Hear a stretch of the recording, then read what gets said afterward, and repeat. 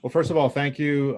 Thanks, Liz, and thanks, Mara, for helping to coordinate this. We've been doing a lot of these sessions with different community groups and advocacy groups. I think it's, like you said, it's good to have this connection, and just so you know who's working in city government, and just learn a little bit about how each city agency functions and how they can help you guys achieve your goals. So today, what we wanted to do in terms of agenda is just give you guys a brief overview of the budget, and we'll talk kind of big picture first about differences between capital and operating, then get into a little bit more detail on the operating budget. We also wanted to spend a little bit of time, since you guys are focused on transportation related issues, to talk a little bit about how we see transportation funding, and especially what we list here as HUR, highway user revenues, and how that has changed over the last decade, and how it's actually pretty dramatically affected some of the transportation choices we've had to make that go into the budget. And then we'll talk a little bit more about the budget process and where, how it works, what our vision is for the future, especially with the next administration, and also how, groups like you can help us and engage in the process. And of course, we're happy to stay, for a while and touch on and answer any questions that you guys have as we go through.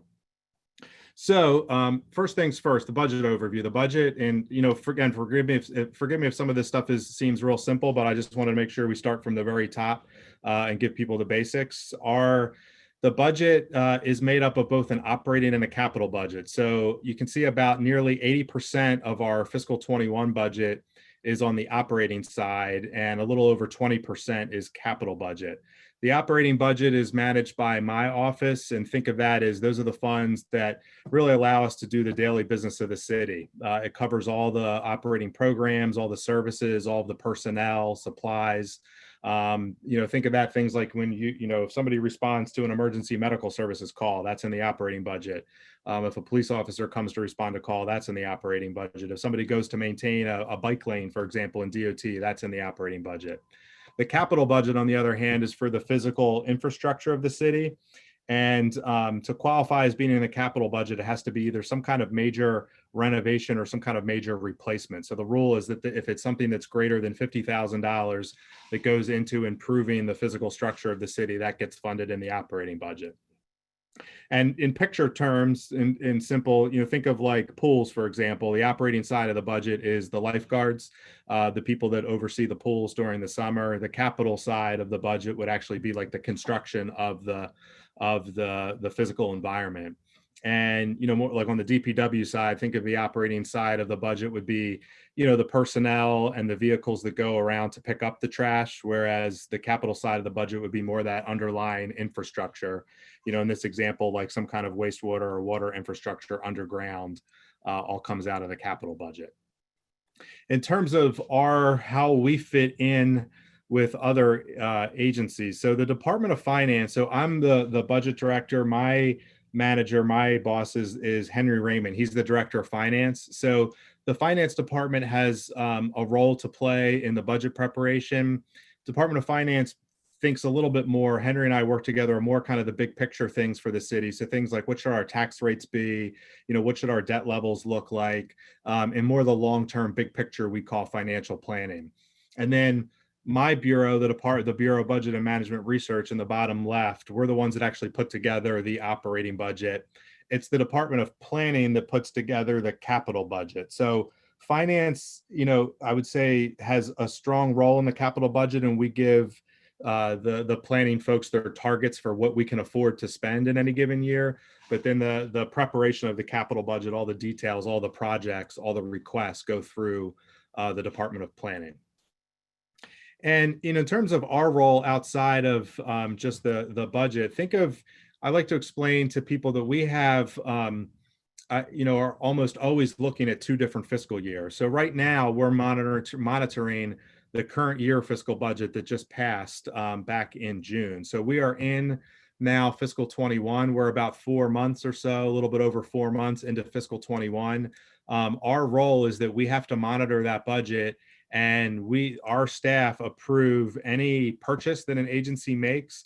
They approve or don't approve any personnel action that somebody makes. So either to fill a position or to create a position or to abolish a position, all of those things have to go through BBMR our staff before they get approved by the Board of Estimates. We also do what we call a quarterly projection process. So our analysts, they look at they look at day to day, week to week, month to month spending, but we typically pause every quarter at the end of the quarter to do a more comprehensive look at how the city's general fund is doing, through the data that we know of at the end of that quarter. So for example, the current fiscal year, fiscal 21, which has been just a really complicated fiscal year, we have a sharp decline in revenues because of the pandemic. We had accounted for some of those in the budget. We have some programs that we're funding with federal aid. And so trying to project both what we expect to bring in revenue with all that uncertainty, and also figure out where the spending is and how that will proceed over the rest of the year, it's a pretty big challenge in a year like this. But we're actually just wrapping up right now our first quarter projection. And when we finish that, we share that up with the finance director and the mayor and the city council so that they have a sense of how things are going so far during the fiscal year. When people ask me how's everything going, financially, I say, ask me tomorrow, because it's such a fast paced environment. I mean, there's something that changes almost every day. I can leave the office and think like, oh, I think we're in good shape. And then the next morning somebody can say, whoops, but I just noticed this other trend. And then that can change my outlook very quickly. And especially in a year like this, when there's so much going on, it's a real challenge to oversee that budget. And we're the ones that do that. We're the only ones that are responsible for that. We're also, of course, always planning for the next fiscal year. So we just started planning for the fiscal 2022 budget. And that's the year that begins next July 1st. We'll talk a little bit more later about the cycle of the process, but that next year's budget planning starts off even as early as the summer of the preceding year, which we'll talk about a little bit later. And then besides that, of course, we try to engage with citizens and community groups, groups like this. Mara has brought, I think, a really strong ethic in this regard, and just we really need to be interacting with people in the community, making sure people have an understanding of the budget, make sure we're getting their feedback. I think that's especially important with all the craziness that's gone on at the federal level. There's just so little trust of government right now that it's important for us to make sure we're kind of the face of, hey, we're normal people doing our job, and we're trying to do the best we can for our city. And then finally, Mara actually has a pretty strong role to play in our legislative work. So if the city, even though we report up through the mayor and he or she is our boss, essentially our ultimate boss, if the city council proposes some kind of legislation, which they do quite often, if there's any fiscal impact of that, it's our responsibility to produce basically a fiscal note and to chime in on what we think the cost will be, and to either say we support or oppose the legislation based on our input. In terms of just a little bit more detail about the operating side of the budget. So when we look at the operating budget, so we started with the operating plus capital. Now, if we just zero it down into just the operating budget in fiscal 21 is a little bit over $3 billion. And in very simple terms, there are three primary funds that the city tracks and manages. So the first one is the general fund, and you can see the bulk of the money is in the general fund. The general fund is all of the taxes that are paid by our residents or businesses or visitors. And it's called the general fund because we have almost total flexibility with how those dollars are spent. So there's no restrictions on that money. There are some things practically from a financial standpoint that we have to pay for each year, which we'll talk about later. But for legally, at least, we have almost total flexibility on how we spend our general fund dollars. The green slice grants, those dollars are sources we get from either the federal government or the state government or from private foundations. And those dollars almost always come with some kind of strings attached. So there's a whole separate fund in our accounting system that when we receive money from one of those sources, we track it separately, and that's done so that we make sure we spend the money only how we're allowed to spend that money legally.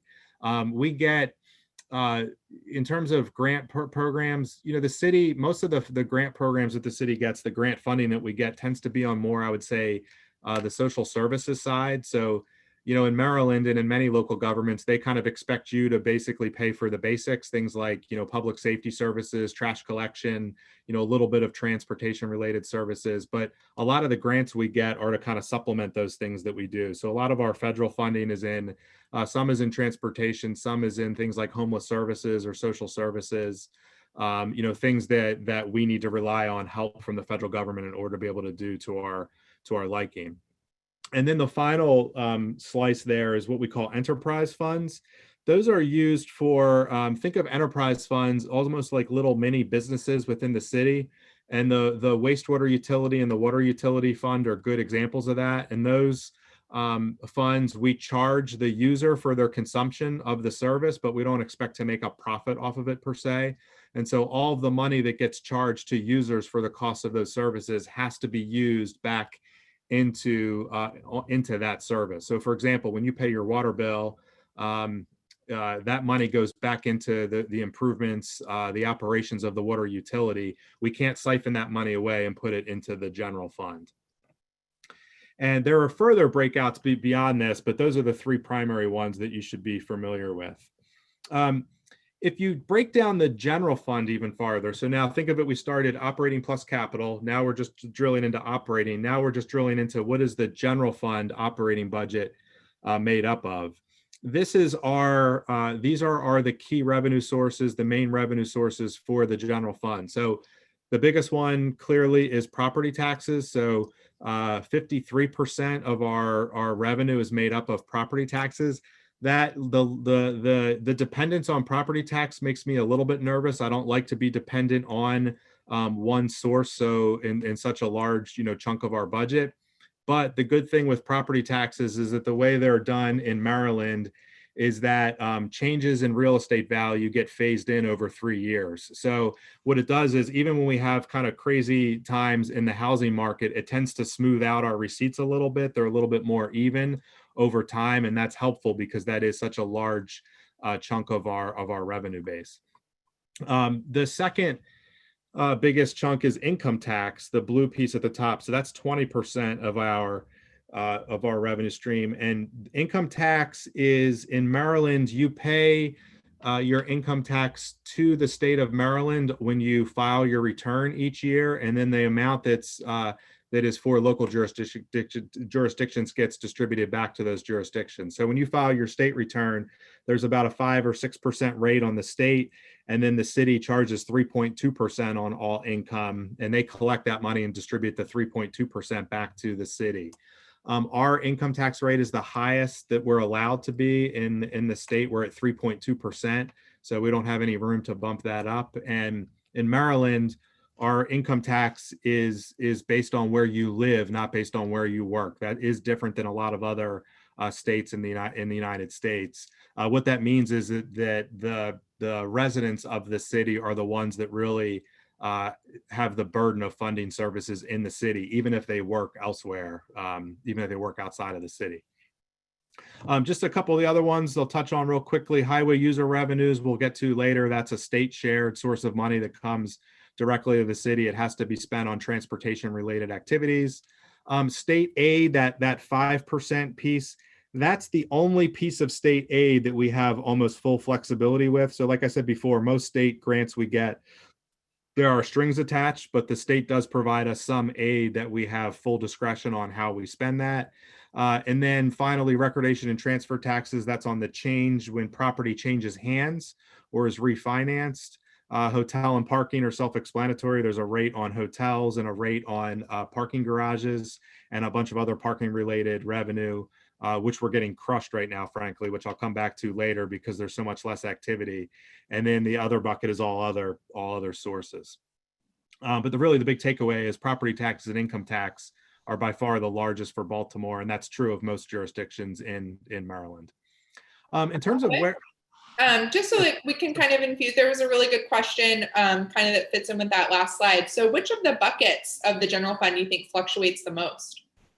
So the bucket that fluctuates the most in pre-COVID used to be recordation and transfer taxes, because the housing market the recordation and transfer taxes are based on A, just the activity, the number of transactions, and B, the actual value of the transactions. So if you go to our budget publications, you can see that we have graphs of all those sources over the last decade or so. And recordation and transfer has been as high as 115 million or so in the last decade and as low as 40 million for a fiscal year. And the last time it really crashed was during the last recession, the Great Recession back in 2010 or so. The real estate bubble popped and there was a lot less activity on the real estate side. So the transactions dried up very quickly and we lost a lot of money because of that. Right now, because of COVID, the things have changed a little bit. I mean, we could have never imagined a situation like COVID, but right now we're getting just crushed on hotel tax and parking related taxes because again, those are based on people traveling and being in the city. And because there's fewer people visiting our hotels, because there's fewer people driving and parking in garages downtown, we're seeing a sharp decline in that. So I would say pre-COVID, I would say definitely recordation and transfer was the most variable. But since COVID, it seems, at least now, hotel and parking taxes have been affected pretty drastically, just as much as transfer was about a decade ago. Great, thanks. Sure. So in terms of where the money goes, each mayor, each administration has, we generally try to encourage them to pick what we would call 5 or 6 high-level outcomes. And these are the outcomes that we've used during Mayor Young's term.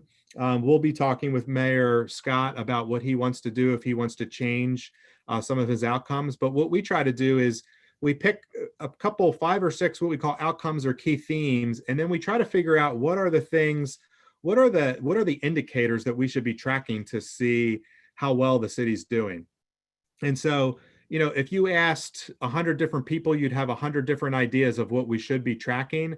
But the idea is what would be to kind of create like a scorecard or a report card for the city of if the mayor could look at these 25 or 30 indicators, he would know that the city's doing well or it's doing poorly in some ways.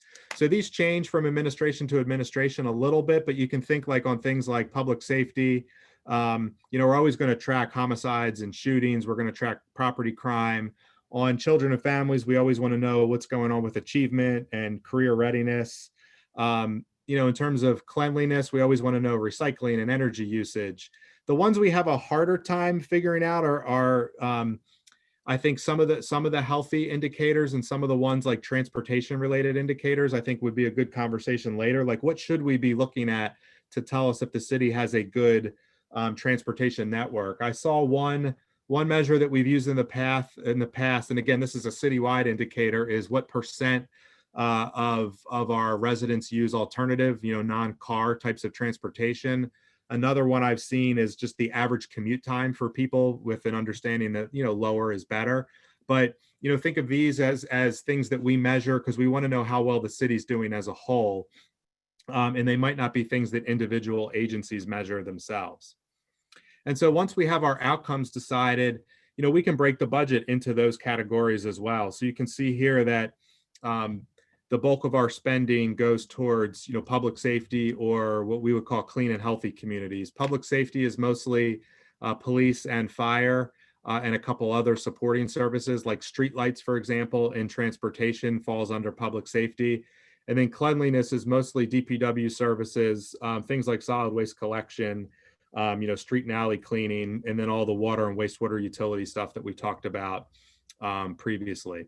So generally, in our budget process, we try to, the mayor has a lot of flexibility in terms of how much he wants to spend on each of these outcomes. And that's a discussion we have with the mayor early on in the budget planning process. What I'd said before, that our general fund is flexible, and it is, with the exception of what we would call fixed costs.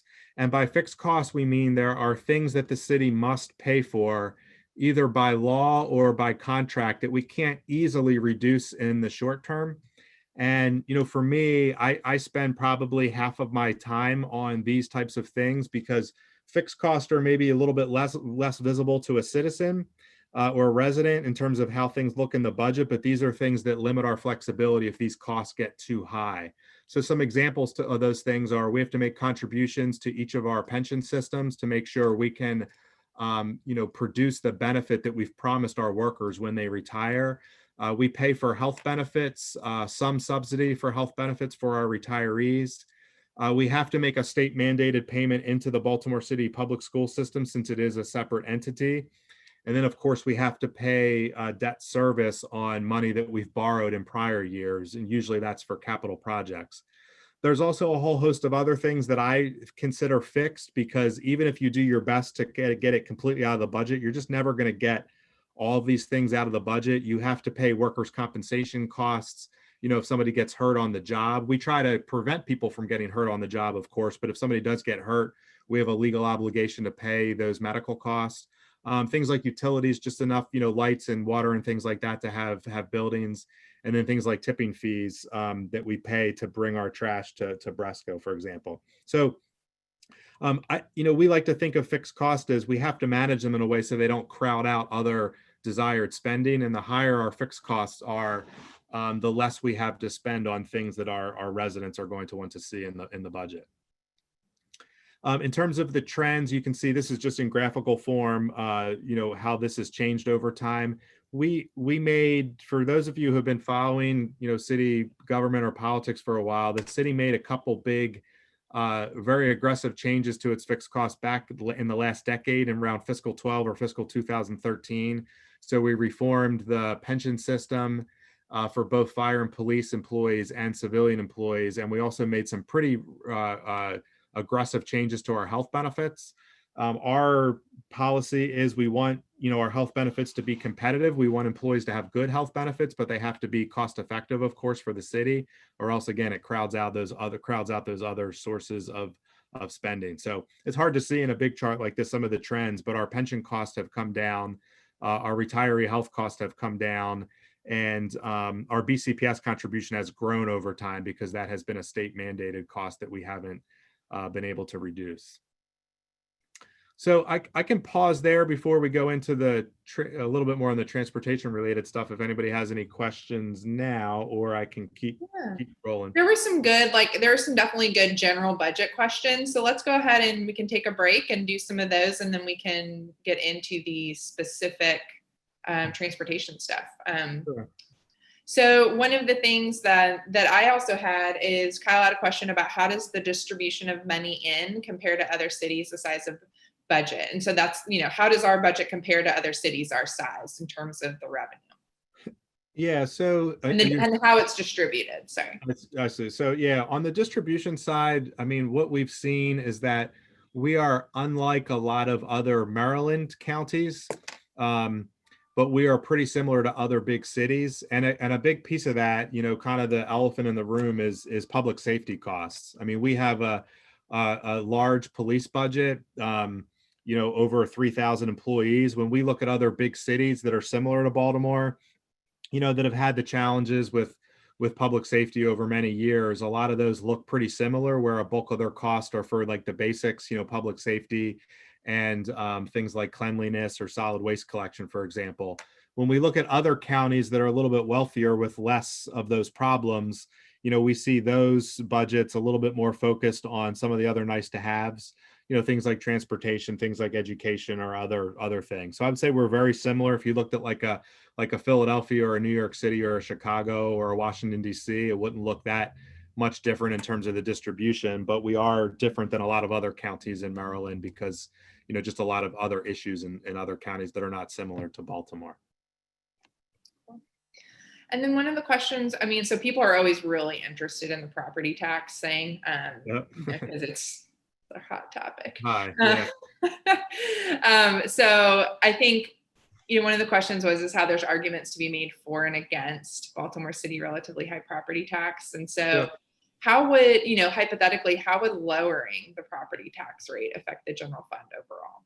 So that's a good question. This is probably the most frequent question that I think I get. I think first, the reason the property tax is so high is, unfortunately, our tax base collectively in Baltimore City is very low. And so And what I mean by that is if you look at an average property value and even like a Baltimore County, which is not, which is a wealthier county, but I wouldn't say a very wealthy county, the average value of a property in even a Baltimore County is twice as much as it is in Baltimore City.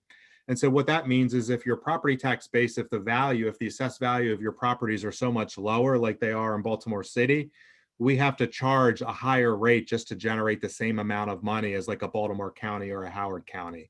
So unfortunately for us, since we've lost population and some of our properties have lost, a lot of value over time, we have, parts of the city that are very strong that have higher property values, but we have whole chunks of the city where, you can go block and block and block and the properties are worth no more than a couple $1,000s.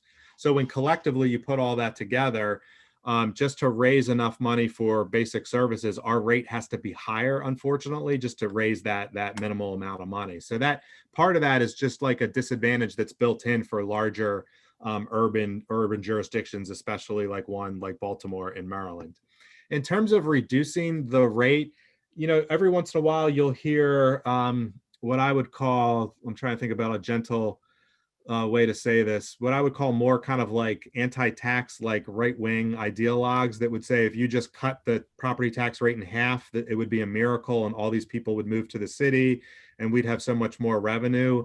I don't believe that to be true at all. I think it is in the city's interest to chip away at the property tax rate where we can. But if we were to cut our property tax rate in half, for example, we rely on about $800 million of revenue from the property tax. That would dry up $400 million worth of services. And so our approach has been, look, tell people there are some natural disadvantages that a big urban place like Baltimore City has. That makes our property tax rate higher, but it is in our interest to kind of chip away at it where we can. And we actually did do that over the past decade. So our property tax rate is $2.24 per $100 of assessed value. So it's basically 2.24%.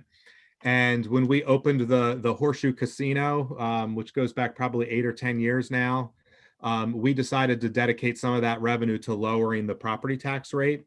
And so the rate now for an owner occupied property, so if you live in the city and live in the property that you own, your rate is actually closer to 2.04% rather than 2.24. So we did make a big, we did chip away at it over the last decade. But I think in my opinion, if we were to slash the rate in some kind of experiment to try to generate new residents, we would be at danger of, just sacrificing our services to the point that people might say the services are too bad and we're leaving. I mean, $400 million is almost the equivalent of like the entire police department. Or, you could combine like fire, health, and you could combine 4 or 5 agencies. It would eliminate their entire budgets, which would just be not practical. So yeah, the rate is high. We acknowledge that, but we've taken steps, we think, to try to chip away at it. But I do think realistically, we will never be I wouldn't say never, but it would take a long time to be competitive with those other jurisdictions unless we got an influx of residents that raised our property tax base and we improve the value of some of those vacant properties. In the housing market, I think has been up because of the pandemic, and we have seen more home sales, especially even in the city. Has that led to more revenue in terms of recordation and transfer taxes? Have you seen an increase there? I didn't know if it would trickle down in that way. Yeah, it does. Yeah, so one of the pleasant surprises so far in fiscal 21, when we were building the budget, it was March, April, and everything was gloom and doom because we were going into the pandemic, and we wrote down our revenues and things like hotel, parking, income tax, some of the things I talked about. We also wrote down our forecast for transfer and recordation because we figured, well, if there's this pandemic and people can't show houses, it's going to slow down the market. But we've been pleasantly surprised. The activity is hot right now. We have some data that suggests that July, August, September, and even into October have been some of the strongest months in over a decade. And there's a lot of theories for why that is happening. One theory is that with the pandemic, people are looking for more space because they're going to be working from home. And so especially some of the neighborhoods in the northern part of the city have moved quickly.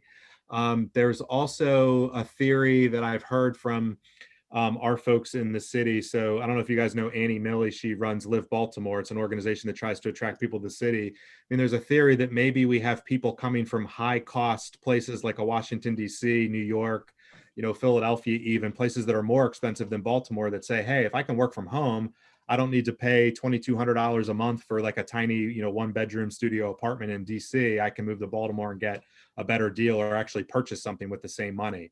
So there's some, anecdotally, we think there might be some movement where we're actually attracting people, at least from a housing perspective, from other jurisdictions. I can't say that I can prove that yet, but we're hearing a lot of kind of interesting anecdotes on that front. On the property tax side, we won't know. I expect it to help our property tax values, but we won't see that until the state finishes their assessments. They reassess properties 1/3 of each jurisdiction every 3 years. So this year, I'm looking at the map on my wall. It's the southern part of the city. So think of it as like the kind of some of the harbor neighborhoods, the Federal Hill, Canton, Inner Harbor. That part of the city will be reassessed this year. And we'll see. I expect there to be prices are appreciating, with the price appreciation we've seen, we might see some higher tax value. And we'll see if that kind of plays out. So we did see like a huge run up in the last election. I'm sorry, before the last recession, I should say. Election is still on a lot of people's mind right now. But in the before the last recession, there was a huge run up in prices. But then when the real estate market crashed, all those prices declined. And so, the preference would be to have slow, steady improvement of those values, not a run up and a crash, but we don't know how this will play out yet. Well, cool. Let's move on to transportation. Okay. How's So, it funded? Transportation. So I wanted to walk you guys through a little bit about highway user revenues. So this is an area that we even have trouble kind of explaining to DOT sometimes, or even some of our elected officials. And this is, I think, important and very important for people that are focused on transportation. So the way highway user revenues work is that the state collects a bunch of revenue that is transportation related. So things like the gas tax, things like registration fees on vehicles, things like titling fees on vehicles. All that money goes into a big pot at the state level called the State Transportation Trust Fund. And that money is distributed to local jurisdictions, and Baltimore is by far the largest receipt of that from a local jurisdiction standpoint, because we are unique in that we basically manage all of our roads inside the city limits. So most other jurisdictions don't have to manage state roads. They just manage local roads. In Baltimore City, it evolved that we manage basically all of the roads except for the interstate highways. So we get a big chunk of the highway user revenue that comes from the state, transportation trust fund. And we have to spend, the state gives us a lot of flexibility on that money, but they do restrict it to a pretty broad set of transportation activities that are set in state law. And so, prior to, if you go back to old budgets, prior to 2013, we actually had a separate fund that was called the Motor Vehicle Fund, where we capture all that money. After fiscal 2013, we just reported them in the general fund because they're so flexible, and we can use them in so many ways. But we still do have to go back to the state and prove to them that if we get $150 million of highway user revenue, that we're spending it on all transportation related things as per the state law. What has happened, though, is that the allocation to the city has shrunk pretty dramatically over the last, and really it was about a decade ago. And it's probably easier to show you this slide in terms of to kind of walk you through what has happened. So prior to the last recession, the city got a fixed allocation of that overall fund. What happened in the last recession is that the state decided to divert some of the money in the transportation trust fund to the state's own general fund. And that really crushed us because, and the state was going through a budget crunch just like local jurisdictions are, because the last recession was awful in so many ways. But this one really hit us bad. Rather than making cuts to their own services, they basically cut aid to local jurisdictions. And because, again, Baltimore is the primary recipient of these distributions, we got whacked. This chart is not exactly drawn to scale, but just to give you a sense, in fiscal 2007, we received $227 million of HUR. And by fiscal 10 or fiscal 11, we were only receiving $128 million. So not only did the activity in those things dry up, but the state also changed the formula and basically diverted money to its own general fund. Now, if you were the state's justification for that was, they wanted to maintain certain services. A lot of state funding goes to schools. They didn't want to have to cut classroom size or capital improvements in schools. So I think they were, justified in looking at this as an option, but it really did hit us pretty hard. And over the last decade, from fiscal 10 to fiscal 20, over that last decade, that only grew, looks like by about $14 million or so over a period where the economy was relatively strong. It wasn't booming, but we were growing each year. And so even when I look at the budget in fiscal 21, we're still, nearly $75 million or so down from where we were in the peak before that last recession.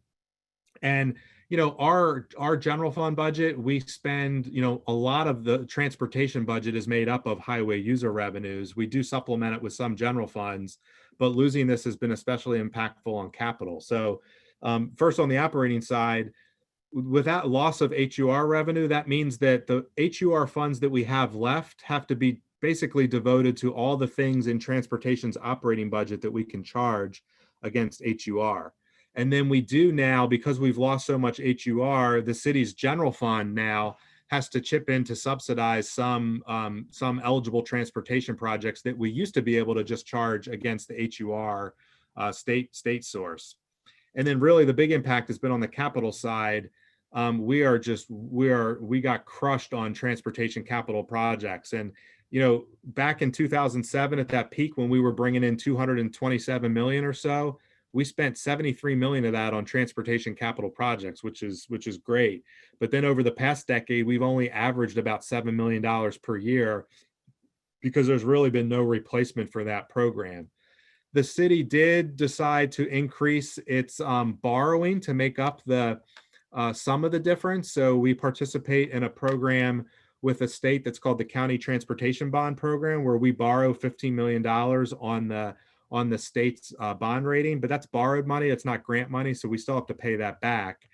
So it's a way we've partially made up for some of it, but we can't go borrow an additional $80 million to make up for those lost projects. We're just kind of stuck without it. So, when I talk to, like a Steve Sharkey, head of DOT, I mean, my honest assessment, this is not just me saying this for you guys. I mean, transportation is by far the area that has gotten hit the most over the last decade, and it's really related to HUR. And it's a dangerous trend because our infrastructure in a lot of ways has deteriorated because of that. And we've started to think about, are there creative ways that we can do more on the transportation side or shift more resources into that area. But when you lose state funding and it's a grant and it doesn't come back and you can't convince the governor or your legislators to do anything, you're kind of stuck with that lower level and you have to kind of figure out a way forward. So I just wanted you guys to be aware of that, because that has, I think, really impacted our spending on transportation related stuff over a long period of time. Just in closing, just a couple slides about the budget process, and then we can pause for more detailed conversation. So the budget process, in terms of how it works month by month, we are now in November. Like I said, the planning process for the budget for next year's budget, this would be the budget that would start on July 1st of 2022, starts way in advance. At this part of the process, we are working with the mayor's office to confirm, what he or she is trying to achieve with their budget. So this year is a little different because we're in a transition with Brandon. He's just getting up to speed. He hasn't hired all of his staff yet. So we haven't done a lot of that planning yet. But usually at this point in the year, we're talking to the mayor more strategically about what do you want to achieve in next year's budget.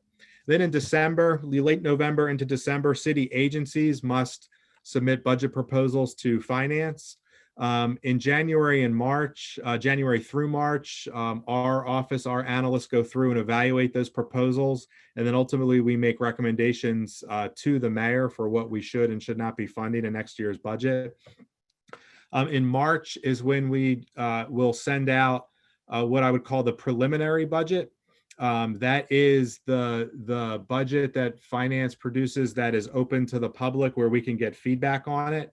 And really, it's that point in time, there's about a month, I would say 4 to 6 week period, where when the first budget gets released, there's opportunities for citizens to, to chime in. There's a taxpayers night that the Board of Estimates hold, which is where the mayor hears directly from citizens. There's also later in the process a taxpayer night that the council holds before they go after the budget, before they get involved and go through their hearings. I hear from residents a lot. Well, we don't have a way to engage in the budget process. I can tell you that's partially true. I mean, the engagement is backloaded a little bit towards when the budget is released. But I can tell you that if somebody shows up at taxpayers night and makes a good case for something, the mayor does hear that, and we always pause in April to have a sit down with the mayor and their team and talk through them, like, hey, here's the budget was released. Did you hear any feedback from the council? Did you hear any feedback from the public? What did you hear? Are there things that, like, now that it's public, that you want to shift gears on and you want to move money around? So it's a short window at that point, but there are sometimes changes made between the preliminary budget that's released for the public and then the final budget that goes to the city council to be reviewed. In terms of the actual budget process, how we handle it, mostly internally, my hope, and I feel pretty good about this so far, my hope is that we go back to what I would call a more outcome-based budgeting approach. And what I mean by that is prior to Mayor Pugh and Mayor Young, we had a pretty rigorous budget process where we would ask agencies to explain how their programs contribute to those broader priority outcomes and indicators. Remember the ones I showed on the page, things like violent crime rates or ease of transportation or academic achievement. So we would ask the agencies when they submitted a budget proposal, we would say, how does this really actually drive one of those indicators? Prove to us that the dollars are going to be spent in a way that actually improves those indicators. And then we would pull together internal teams. We call them results teams. And those would be made up of mostly kind of mid-level employees in the city, some, higher level officials, but not agency heads. And then also we would have citizen participation on those teams, and they would actually review all the budget proposals and rank them. And then they would make recommendations to the mayor and say, hey, this is how we think, Mr. Mayor, this is how we think you best are served in spending the amount of money under this particular outcome, whether it be public safety or children and families or whatever. And then the mayor, from that point, would get a little bit, I think, of a better sense of, a conversation about why did you rank this service higher than another service? Do you think we're getting a better bang for the buck for that service? Is there something wrong with another service? Are we not getting good results for it? And it would drive, I think, a little bit more of a strategic conversation about what we should be investing in. Over the past couple of years, the last two administrations moved away from that process. And I think, honestly, it was more just a preference for those two mayors. They, both Mayor Pugh and Mayor Young in my dealings with them tend to be kind of like gut decision makers. They kind of just had a gut feeling for what they wanted to do. And it's not what I preferred, frankly. And it's not necessarily a bad style in all cases, but it was a little bit more like they just decided, like, hey, I really, Catherine Pugh's like, I want to, invest more in neighborhood development. Mayor Young has wanted to invest more in cleanliness. That's kind of been his gut feel. But I think when you make decisions like that, sometimes it's a little harder to kind of rank things and try to figure out, hey, what's working and what's not. So I also should say, to be fair, with the situation where Mayor Pugh, left under the term she left, it was a difficult transition period when you're kind of inheriting that role under such strange circumstances. So I think the way we thought of it was like, well, this last year was kind of a transition period. Then we had COVID hit. And now with Mayor Scott coming in, I've had some conversations with him about, hey, can we get back to this more outcome-based process? And so far, he's been very receptive to that. He actually participated years ago on one of those results teams. He was an employee in the mayor's office at the time, early in his career, and he actually was on that team and kind of saw the interaction between those teams and the agencies and some of the good conversations that came out of that. So I'm hopeful we get back to more of that kind of process.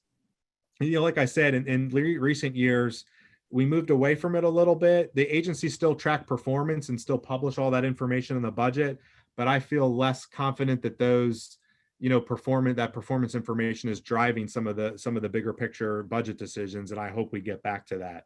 Also, the last couple years between Kerwin legislation, which is going to be costly for the city, and COVID, of course, we were scrambling for every option we could to be able to balance the budget. So the priority came away from that, but I hope we get back to that. Great. I just want to, oh, great. We're there. I was going to jump in for questions. Yeah. You're good. Thank you. That was super informative and I learned a lot and I really appreciate that. So I'm going to kind of go random just because there's not necessarily total cohesion around some of these questions, but they're all really good. So one of the earlier things that when you had all the pie charts up, you were talking about different ratios. And the question was, is the 80-20 capital to operating budget ratio a fixed proportion or has it adjusted over time to meet city needs? It's usually roughly in that neighborhood. It does shift a little bit from year to year. I've told my instinct is that we should be spending more on capital, frankly, and that we should be shifting to having more on the capital side as opposed to the operating side. The challenge with that is that if you want to invest more in capital, you have to find either new resources or you have to make cuts on the operating side of the budget. And making cuts on the operating side of the budget is very difficult. There's one thing I've learned being in this position and being with the city, and I've been with the city almost about 15 years now, and is that even if a program is really poor and it's not working well and everybody knows it's not working well, there's somebody that really feels strongly about it. And so that's why the outcome budgeting process was helpful, because we would see sometimes year after year things fall to the bottom of the pot and fall to the the lower end of the ranking sheets. And even in those situations, sometimes the mayors were just a little bit reluctant to make a change or to get rid of something. Sometimes because there's staff too. There's people that would either have to be redeployed or even potentially laid off. So my instinct is that we're underinvesting in capital, and I would want to invest more in capital, especially out of the general fund, but it would mean that we'd have to make some choices, some pretty hard choices on the operating side of the budget. Great, thank you. One of the questions kind of going back to transportation is, so was there this, so this says, was some of the justification from the state, I think in regards to pulling highway user revenue and so dramatically, was the buildup of the TTF for the red line? And I don't know what, I apologize, that acronym TTF, Transportation Fund. Yeah. So I can't say that for sure. At the time, the main driver was that the last recession was brutal for all state and local governments. And the primary driver was that they wanted to divert some of the money just to their own general fund. I know education was a big part of that. Back at that point, I'm trying to think back of when the red line planning started. I'm sure it had started, was in earnest by then, but I don't know if that was the main driver. It was more of just a recessionary period where, money had to be redirected from something.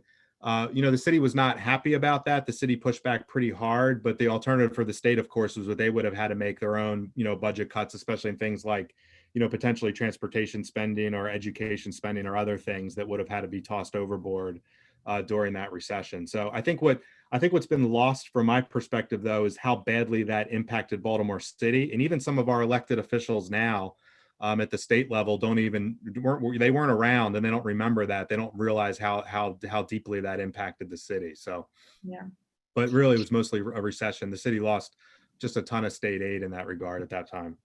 Yeah, and in relationship to Annapolis and the Transportation Trust Fund, Bikemore, along with a pretty large coalition, is working on legislation specifically around that. And so I can follow up with folks and direct them to some of the work that we're doing. But in the meantime, you can go to savemdtransit.org, I think. Mm-hmm. Yeah, Clarissa says yeah. And that has a lot of the information about some of the advocacy we're doing in Annapolis around transportation. So it definitely ties into that question. This question I really like. Can you give us an example of when a mayor took into account something that was said during taxpayers' night that got included in the budget? Yeah, so a couple examples I can call on. So there were and I can't remember what fiscal year this was because they're all starting to run together for me now. But there was a period where some of the money that went to youth organizations came under scrutiny. This is before we had the Children and Youth Fund. There were times that the mayor at the time, it was Stephanie Rawlings Blake, had made a decision to take some money out for one of those programs, and there was a lot of pressure where big groups of people came to taxpayers night and made a big pitch and made a lot of noise, and then she eventually reconsidered and put that money back into the budget. So it does happen sometimes. I acknowledge that it's not often, but it does happen sometimes if the mayor gets pretty strong pushback on something. There was also another situation where we had proposed, this goes back many years too, we had proposed to actually get rid of one of the police helicopters. So they have 4, and we had proposed to reduce it to 3. And there was a lot of pushback from certain people that said those, I don't know why people like those things so much, because I don't like them because they're noisy and they're loud. But there was pushback from some people that said, hey, that's going to impact your ability to to track suspects if they're running or if they're on the loose. And it ended up getting put back in the budget. So it's always there's a lot of politics sometimes in that.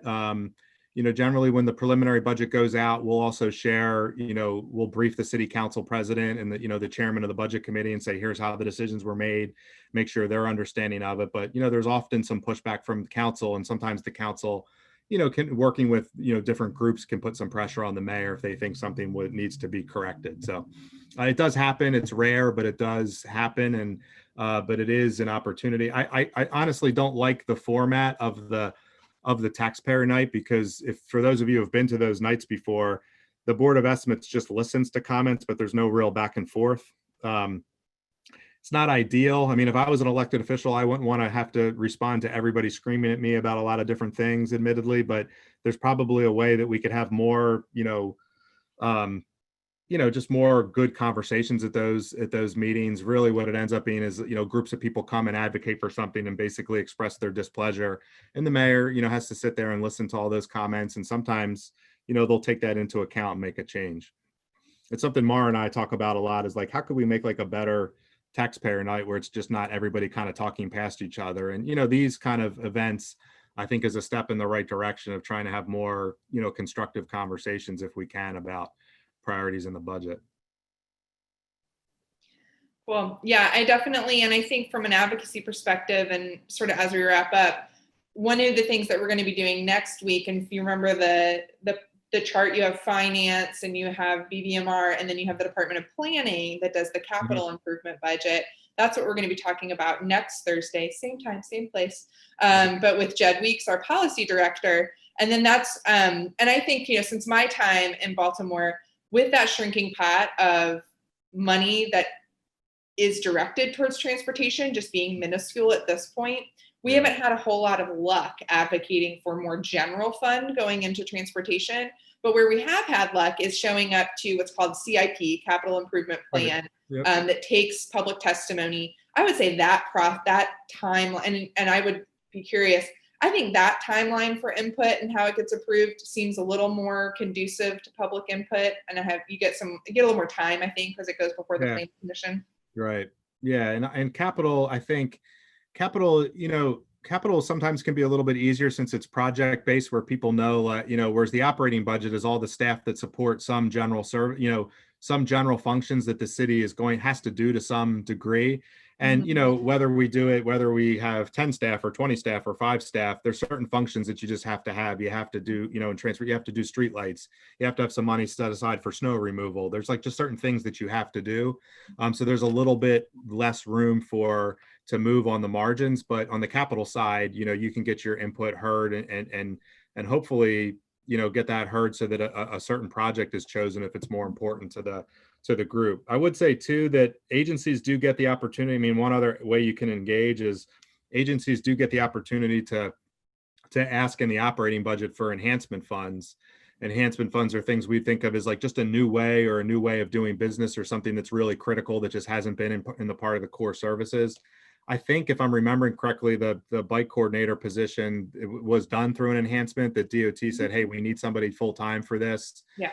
And that was how it was funded. But, if you should hopefully have a good relationship with, DOT and the director, and that's something you can put in their ears and just like, hey, we know you get a chance to make enhancements, you should be asking for those things. It doesn't mean he'll do it, but I think that's one way that you can get your voice heard, is just remind him that of those avenues in the process, and then like you said, the CIP as well. Yeah, so I mean, one of the things that I think is going to be really exciting for Bikemore and transportation is that I was very humbled to be tapped as the co-chair of the Transportation and Infrastructure Committee for the transition. And so what that means is I get to serve alongside Dr. Celeste Chavis from Morgan State University, and we lead a panel of about 20 to 25 folks, and we basically write the plan for transportation and infrastructure for Mayor-elect Brandon Scott's first term. And so I participated in this process for Mayor Pugh. It's really interesting. It's a really good time to meet people and understand, you get briefed by all of these different people. We'll probably get briefed by BBMR and the planning department. So I think like that's really important too, is that I want to leave on a note of saying there are so many opportunities to advocate for funding, even within the general fund, that can happen directed towards different people than BBMR too. I mean, I think that's, as an advocate, we always look for what we call policy levers. So you have to find the right lever to pull. And there's a lot of them, you know what I mean? And so this opportunity to learn more about the budget, to understand when is the opportunity to have input in the work that you do specifically, that is a very important policy lever and an opportunity to weigh in. But there's so many opportunities, like when contracts come before the Board of Estimates, that's a time when you can do advocacy around whether something gets funded or not. And does it get general funds? That's right. And I would just tell you guys too, like, I mean, in my role, especially, like, I feel like I have to know a little bit about everything that the city does, right? So I have very little, like, I don't have deep expertise on any specific issue for this, but I have to know a little bit about every single thing the city does because it's all in the budget. So there's things that we're going to miss too, so if there's things that you see that you think we're missing, we're open to you pointing those out and letting us know. We can't promise that it'll necessarily be changed, but I have some discretion in the budget of making sure that things go to certain services. Obviously the mayor has the ultimate decision, but the mayor is usually looking at a much higher level. So we have a lot of, we're the budget office. We have a lot of discretion in the budget to a degree. And sometimes it helps to hear from groups where like people point out something that I just, like, even like the bike coordinator thing, it's just, a couple of years ago, it's like, yeah, we heard the proposal, like, seems like a really good idea. Why aren't we doing this? But it's not something that I would think of because you have such a broad range of responsibilities and so many other agencies to worry about. And be on top of just the overall fiscal health of the city. So if you guys see things or want to point things out, you're definitely welcome to share those through Mar or through us, and we'll at least take them into account. I think that's great. Well, and then the last thing, so first I want to end by thanking Bob and Mara for joining us and lending your expertise. This was really great. And then I will just, from an advocacy perspective, so something for folks to also take away, because we are talking about different policy levers. I think one of the most interesting ones that has been added now that you all, if you chose to vote, which I hope you did, saw on the ballot was question F, and this was the City Council Budget Powers Amendment. And so previously, the mayor would make the budget, it would be presented to council for a vote, and all they could do is take line items away. They could be like, well, we're not funding those streetlights, or we're not funding that bike coordinator position. And that was their only way to start negotiating with the mayor in terms of priorities that the council might have that might differ from the priorities that the mayor might have. But this passed, and it passed, I'm looking it up right now. It passed 75% of people that voted for it voted yes. And so now what that does is it gives the city council the power when they're starting to review the budget, is that they can reduce and increase spending. So that basically means as long as they don't exceed the reduction. So now basically they can move money around. And that wasn't, so we're not going to fund 10 streetlights. We're only going to fund 5. And then whatever money would cost those 5 streetlights, we're now going to build a bike lane, so I think that's, or we're going to pay for the paint to build a bike lane. So all of those things are really important to understand, that that's a huge opportunity that we're going to get for advocacy that we did not previously have. So that was a huge win for advocates. Yeah, that's a good point. That bill, frankly, makes me a little bit nervous, but I have a different, role to play. But you're right, that's a different lever that didn't used to be there. And Uh, BBMR, yeah, that goes into effect July 1st, 2022. So yeah, a yeah, future lever. yeah. That might make our lives miserable for about a month at the end of in June. But I mean, a lot of other cities have that. We actually, just so you guys know our perspective, we looked at that very closely. We actually testified against it, but for the reason that we were concerned that uh, the city council person or a collection of people could move money away from something like that's like a fixed cost that the city can't afford not to have in the budget, like pension contributions or schools contributions, and put it towards something that they want. So I think, in our testimony, I think we got across that if you're to move money around, you really have to move money from something that, doesn't need to be there necessarily. Whereas our concern was, what if we underfunded our pension contributions, and would that put the city's fiscal health in jeopardy? So, we had a lot of conversations with council people about it. It's the law now, so we'll live with it. But you're right, from an advocacy perspective, you used to kind of have to get through to either, the budget director or the mayor or somebody there. But now you can push on certain council people, and it'll be interesting to see how it plays out. They'll still need, in order to do that, they still need, I think, a majority. I think they'll need 8 votes or something to actually move things. And the mayor can still veto those individual line items as well. So we'll see. It'll be interesting. It's interesting how things are evolving. But we've gone over time.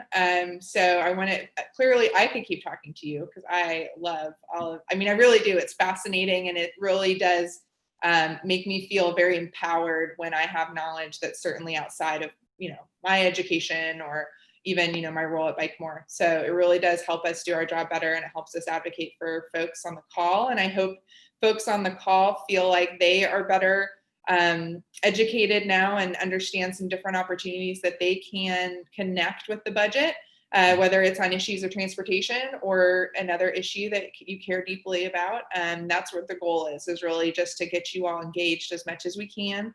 That's democracy. We really like that. We'd like to preserve it. Yeah. We're into preserving democracy right now. Yeah. So, all right. Well, I will let everybody go. Mara's put some good stuff in the chat. We did record it. We'll be sending out notes and recordings and stuff like that. And join us next week, same time, next place, to talk about the capital budget. All right. Take care, everybody.